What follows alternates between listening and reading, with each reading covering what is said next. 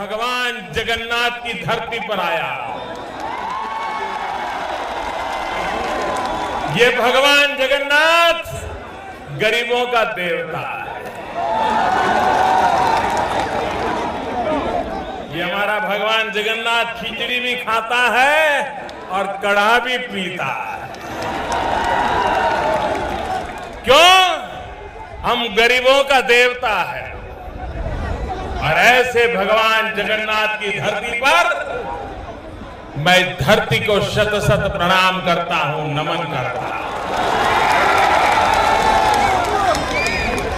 महाकवि कालिदास ने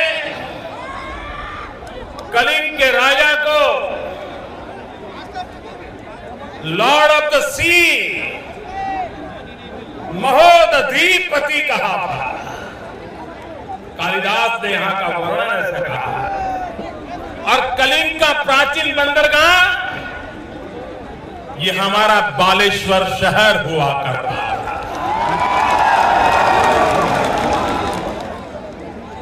जिसकी गोद में इतिहास भी पला है, संस्कृति भी पली है और उज्जवल भविष्य भी पला है, ऐसी इस धरती को मैं नमन करने आया।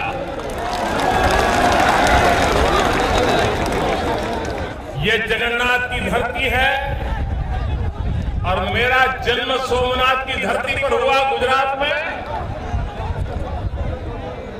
महात्मा गांधी ने देश की आजादी का आंदोलन जब चलाया, हमारे देश में अंग्रेजों ने प्रवेश किया था गुजरात की धरती सूरत से। और महात्मा गांधी ने 1930 में नमक सत्याग्रह करके, दांडी की यात्रा करके, सूरत के ही नजदीक में दांडी की धरती से अंग्रेजों को खदेड़ने में पूरे हिंदुस्तानियों के दिल में एक नया जज्बा, नया विश्वास पैदा किया था। और जब महात्मा गांधी नमक सत्याग्रह कर रहे थे, उसी समय इसी धरती पर इंचुड़ी में वैसा ही नमक सत्याग्रह करके अंग्रेजों को ललकारा गया था। और इसलिए आजादी के आंदोलन में इस धरती का वही एक महत्व रहा है जो हमें सदा सर्वदा प्रेरणा देता रहा है।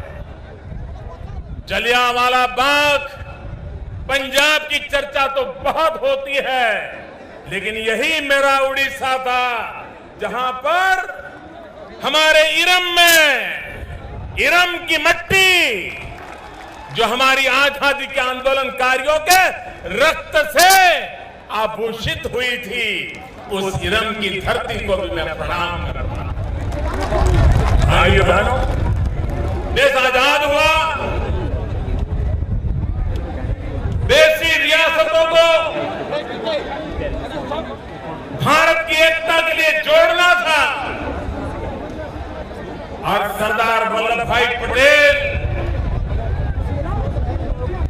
जब विलय की प्रक्रिया को आगे बढ़ा रहे थे, तब इसी की धरती का नीलगिरी ये पहला रियासत था जिसने भारत की एकता का बीड़ा उठाया था, झंडा उठाया। भाइयों,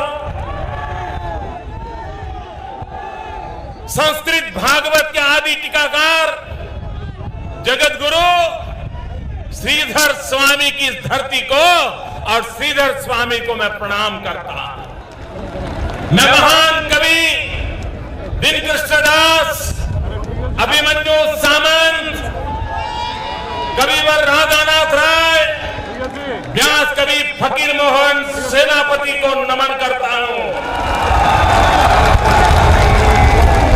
ओडिशा के पहले विधानसभा अध्यक्ष मुकुंद प्रसाद दास, उत्कल केसरी, हरे कृष्ण मेहताब, राजा वेंकुट नाथ विप्लवी बागा जतीन को मैं आज प्रणाम करने आया हूं।